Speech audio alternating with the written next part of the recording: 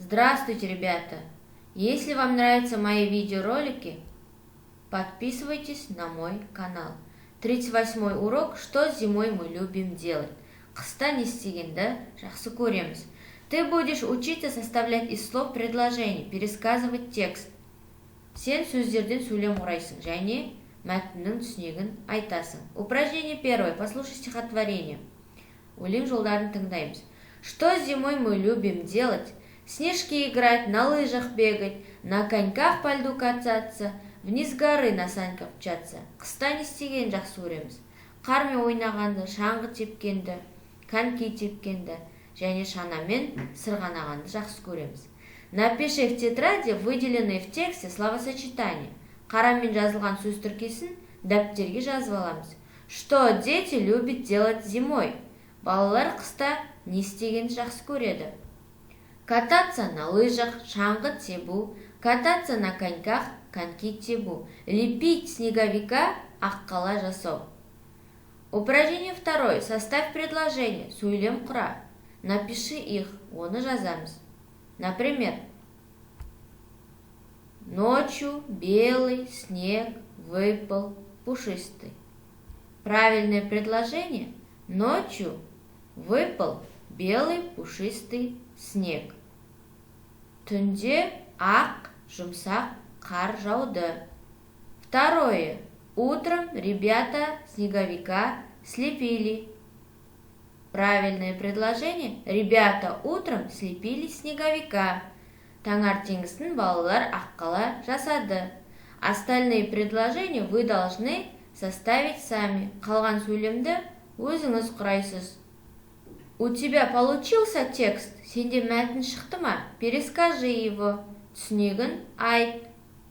Если у тебя получился текст, ты молодец. Упражнение 3. Физминутка. Поиграем. Ойнаймыз. Учитель читает стихотворение и показывает движение. Ученики повторяют за ним.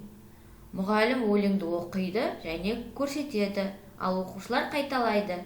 Мы зимой в снежки играем, мы играем, мы играем. По сугробам мы шагаем, мы шагаем, мы шагаем.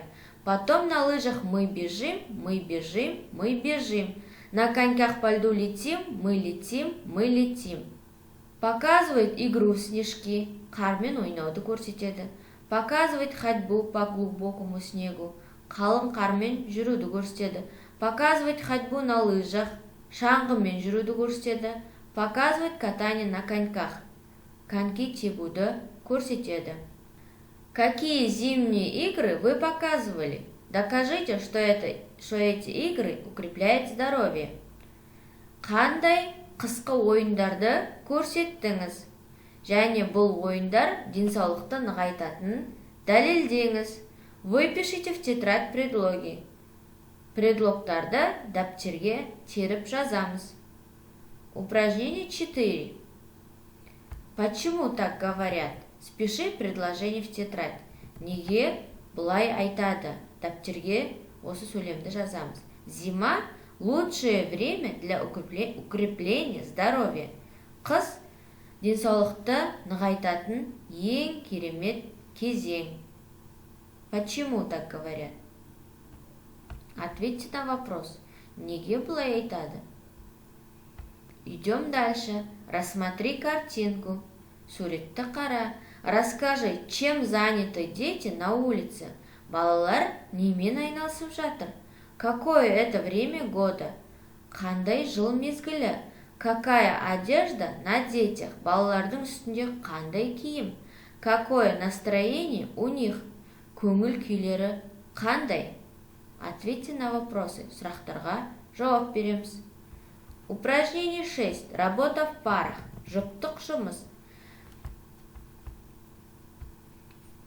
Поделитесь впечатлениями о своих зимних развлечениях.